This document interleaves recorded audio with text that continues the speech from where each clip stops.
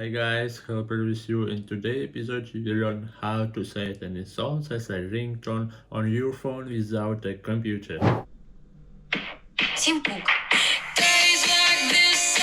To do this we need only two components.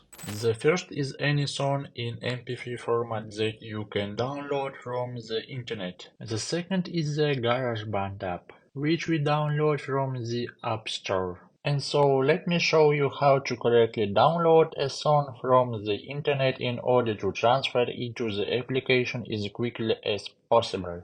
To do this, I go to Safari, download the song that interests me. In the address bar on the tab bar, we see a down arrow, which means downloading the file. Click on the download item. We see our song here. Great, means we are doing everything right.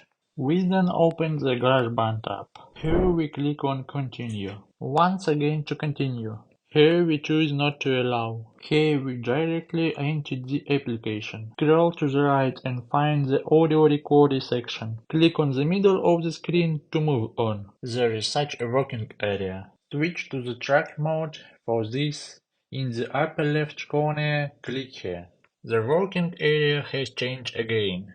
Here we click on the loop icon. Select the Files tab. From the bottom, click on View Objects from the program files. A downloaded melody should appear here, which we choose. We wait and he appears here. We press and hold on the file and move it to our work area. Click on the triangle and select My Songs. Then press and hold your finger on the received file until the context menu appears.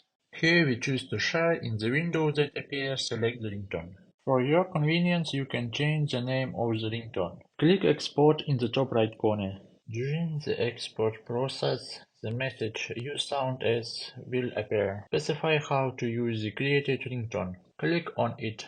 Ready. The created ringtone will be loaded into iOS settings along the path Sounds and Haptics ringtone, and now it has become available for selection. Let's check what came out of it. As you can hear, everything works.